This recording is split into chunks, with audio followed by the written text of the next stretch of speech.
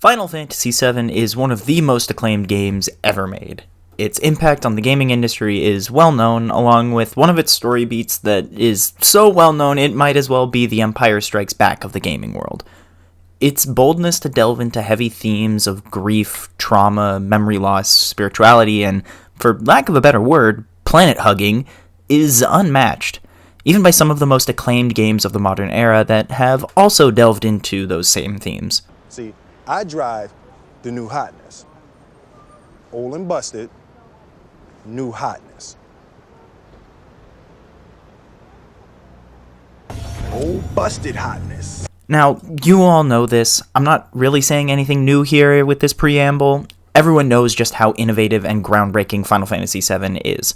Even the Remake series of games is innovating and breaking new ground for the industry right now. However, in my eyes, Final Fantasy VII's biggest breakthrough was its boldness to have not just one, but 3 unreliable narrators, and what's even crazier is that the Remake series decided Final Fantasy VII wasn't done breaking new ground with that. No! Oh shit!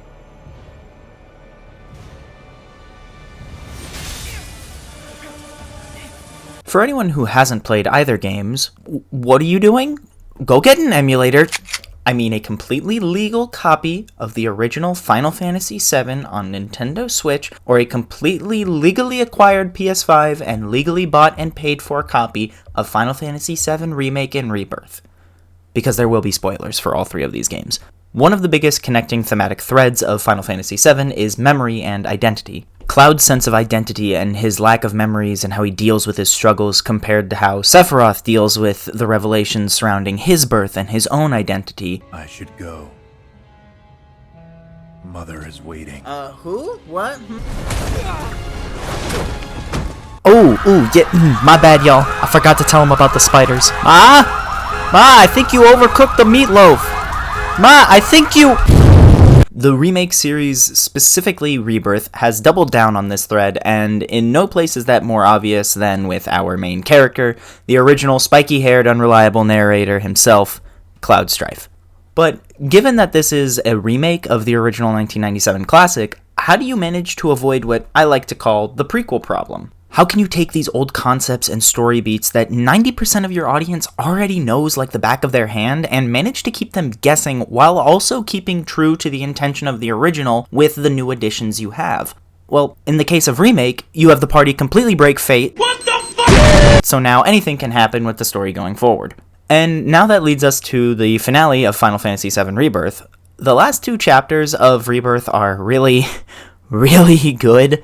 But the important part as it pertains to this video comes into play in Chapter 14. However, before we get there, just a little bit of context. Throughout the game, there have been these little interludes with one Zack Fair. The best boy in the entire series, we stand Zack in this house. These interludes not only serve as a way to give us a little break from whatever batshit insane thing we've been doing in the main story. What's the matter, Oscar? Alright, he can't move any forward. Oh no! Don't do this to me! Shit, the bird is smart. Okay, he can't do anything. The bird was smart! But they also serve as a way to establish what the hell is going on with Zack and Biggs and what their world really is. There's 3 very key things to take note of in these interludes as it pertains to the topic of the video. 1. When a character is forced to make a choice with a very heavy emotional resonance, there's a flash of rainbow light, and that signifies that a branching dream has been created. 2. There's a giant tear in the sky that is a little bit scary, and 3. These dreams are visible through various means, either falling asleep in Cloud's case, or Aerith brings you there because she is the Messiah. Along with this, Cloud in the last 2 chapters has slowly been letting the intrusive thoughts that have been eating away at him since Remake, signified by this green-tinted screen tear, take over. Combine those with a fellow whose mind might just be degrading because of the super soldier injections he's received at the hands of a mad scientist, and you, my friend, have a ticking time bomb wielding a sword the size of a surfboard waiting to explode. And we've already seen him explode once before in Chapter 9. In this chapter, the party gets really up close and personal with the Mako reactor, and the Mako starts to exacerbate Cloud's mental state. He starts getting more intense flashes, Genova is starting to take control over him, and he goes a little bit berserk. I'm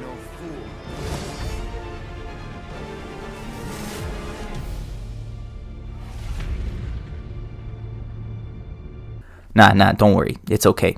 She can actually fix him.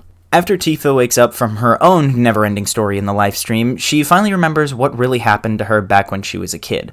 How she tried to climb Mount Nebel and fell into a coma when the bridge collapsed, and how Cloud got the blame for that because of her childhood friends told everyone that Cloud egged Tifa on. And Tifa at the time didn't really think to ask any questions because she was still mourning the loss of her mother.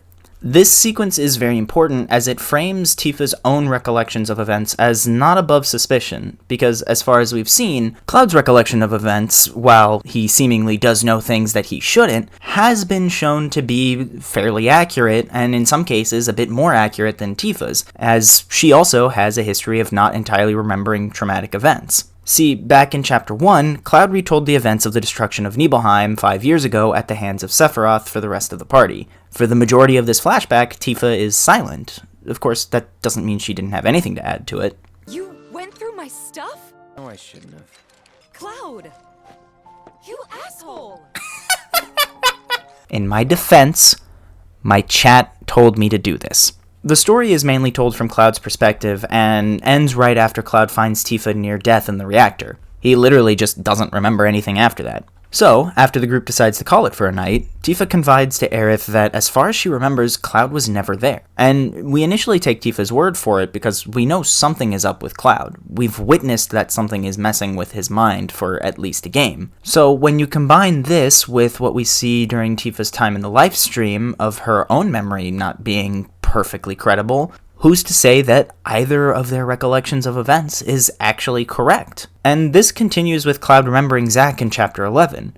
He remembers Zack as his friend, but believes that he died on Mount Nebel the day that they explored the reactor with Sephiroth, instead of remembering that Zack actually died just outside of Midgar. Tifa doesn't say anything here to contradict Cloud. She either doesn't remember or isn't ready to tell him the truth. All of this comes to a head in the last 2 chapters of the game. While we chase for the Black Materia in the Temple of the Ancients, Jenova and Sephiroth are slowly exerting their influence on Cloud, making him act in ways that are just a bit more callous than normal. In some of the fights, he's going for more kill shots than before. And in some of his dialogue, he's saying things ripped straight from Sephiroth's mouth. Aerith has done her best to combat this influence on Cloud, even pulling him into one of these dreams to fully have one last date with him.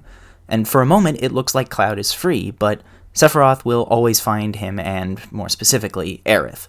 And that's when Cloud awakens from the dream and the final chapter starts. The stage has been set around Cloud and his unreliable narrator status. Is he still under Sephiroth's control? Is he even perceiving reality right? What does he believe is actually happening? We arrive at the Forgotten City, and Cloud is pushing past the Whispers to get to Aerith. The Sephiroth Whispers try to get Cloud to strike Aerith down, but he resists, and the moment everyone has been waiting for happens. Sephiroth descends from the sky, and the Masamune is poised to strike Aerith, the one person who can really stop him, down, and Cloud... No!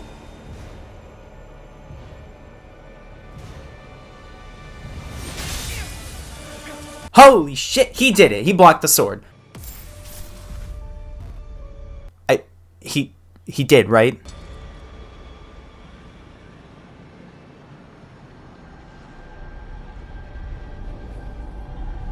Aerith! He didn't? Cloud, it's okay. No, he did! I'll kill you! Eric!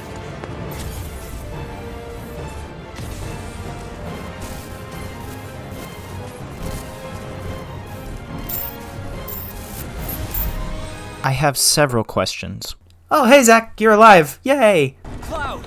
Save her! I did? I think?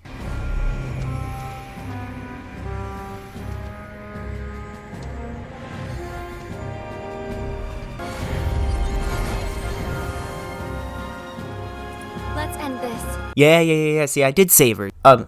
Cloud, we kind of kissed Tifa like an hour ago, bro. You can't be doing this. Aerith. Wake up.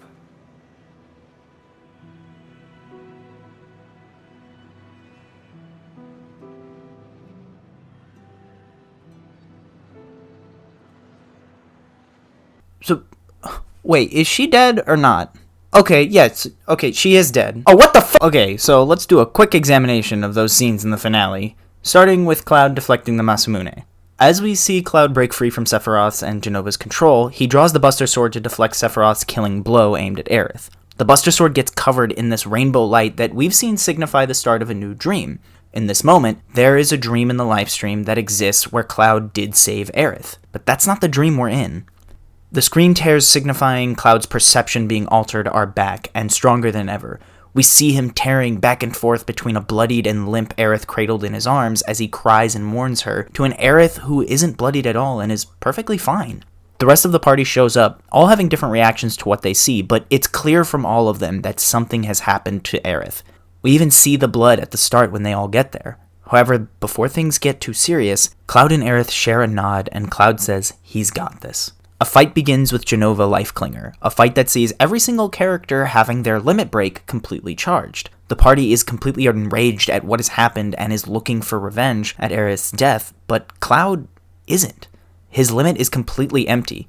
All the characters around Cloud speak with voice lines that are enraged during this phase of the fight, but then something changes.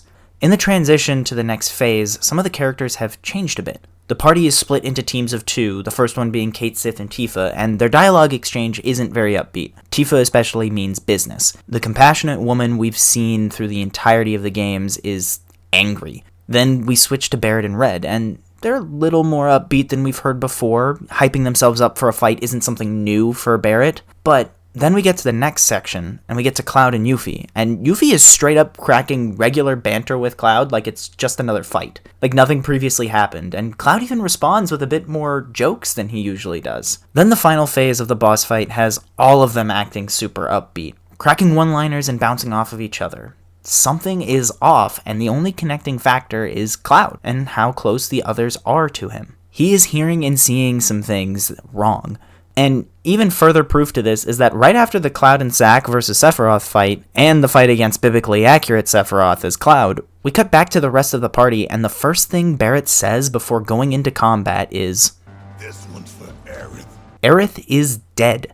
She is in the livestream, and Cloud is blocking that from his mind. He is flat out refusing to acknowledge her death. This goes even further when we get to the final phase of the, holy shit, this is a 12-phase boss fight, where Aerith arrives to fight Sephiroth with Cloud. The battle arena is now flipped on its head. The edge of creation that we were previously in with Zack has changed from an all-black galaxy to something full of light. The fight ends, we've beaten Sephiroth, and Cloud is transported back to the Forgotten Capital to find the rest of the party standing over Aerith's body.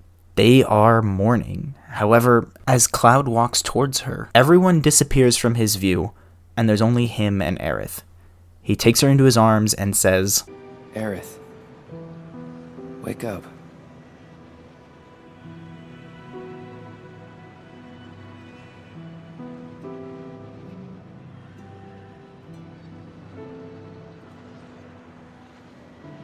The game cuts to a new location. Everyone is sitting by the edge of a pool staring out into it. All of them are lost in thought and emotion, until finally, Barrett makes the call and starts the exit procedures.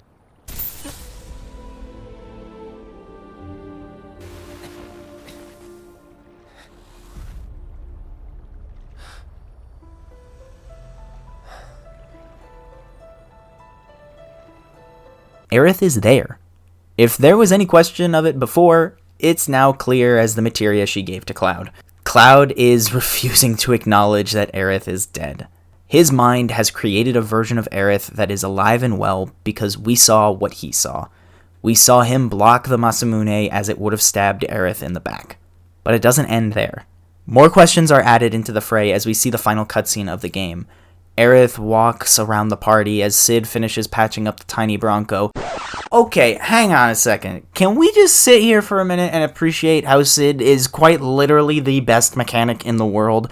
This man just fabricated 2 wings out of thin air for the tiny Bronco. Eat your heart out, Han Solo. In the background, you can see Aerith moving between the party. She reacts to certain things like the Bronco starting up, but nothing really affects her clothes. No one except Cloud can really see her, and when she walks up to Tifa and Red, Red seems to respond to her, but it wouldn't be a big stretch, as aside from Aerith, Red is the only character who is the most connected to the planet. And the Aerith we see here does act a lot like Aerith did when she was alive. However, when things change back around to Cloud's perspective, we get another screen tear and Cloud mumbles the word, The reunion. then the way Aerith interacts with him is vastly different than anything we've seen before. Aerith is actually egging Cloud on to a fight. Throughout the entirety of the game, Aerith has been checking in on Cloud to see how he's feeling and if he needs rest. Even before we got into the final chapters, she told Cloud to leave things to her, but now she's telling him to do things that run directly opposite to things she's said while she was alive. Is this version of Aerith saying things that Cloud is manifesting himself, or is Sephiroth and Jenova manipulating Cloud again? While Square Enix is out here yanking our chain with Cloud, one thing is completely certain thanks to a truly heartbreaking look from Tifa. Cloud is almost lost. Final Fantasy VII Rebirth is a game I'm perfectly happy with calling a masterpiece. Maybe I'll make a video on the whole game like I did Jedi Survivor in the future, but that's for another video. As of right now, the game is an absolute masterclass of circumventing the prequel problem. I say as of right now, as it is the second entry in a trilogy, so some answers they give to questions that they posed here in this game could be fumbles that trickle back down to Rebirth and affect the story, but that's a whole lot of ifs. The incredible part of Rebirth is how it manages to navigate the minefield that is remaking such a beloved classic, and in my opinion, they did it by honing in on and expanding what the core narrative drive of the original game was: Cloud's memories. Final Fantasy VII's narrative is completely built around everyone's memories being murky, and sets two of the most prominent party members into positions as unreliable narrators to both us as the audience and the rest of the party. These lapses in memory allow for the story to unfold the way it did, and now in the Remake series, Square Enix has doubled down on this thread. Cloud's lack of memory and control over his own mind is now scarier than ever before. The factors at play over him are even murkier. Is Sephiroth influencing him? Is Jenova? Has he just finally broken after an entire journey of being whittled away? By the time of the final cutscene, we are fully put into the same shoes as the rest of the party, specifically Tifa. We can tell that something is about to happen to Cloud that is so much worse than what happened back in 1997, and we really don't want to see what's going to happen. The one thing we can take solace in is that the prequel problem has been averted. Square Enix found a way to wrap the old themes and story concepts into a new, bigger box that has been able to truly capture the spirit and themes of what made the 1997 classic so special. Hey everybody, we're at the end of the video. I loved Rebirth and everything about it. It was amazing. There's so much I would love to talk about it, and maybe I'll do that in a whole video. Like I said earlier, I just had a blast, and I really wanted to talk about what about this game hit so well, and it was really just everything. I have nothing else to say on that. But I think actually a nice video to segue would be to hone in more on what about this game specifically and this series sets it apart from other game remakes, because that's been kind of a trend that's been happening in the industry recently. It's remakes and remasters, and what is the actual difference between a remaster and a remake, at least from how I see it. So if you guys are interested in that, I might be having that video coming out. So thank you all for coming by. I hope you had a great time with this video, and please go play these games because they are really good. You'll have a great time. But goodbye, everybody. I will see you in the next video.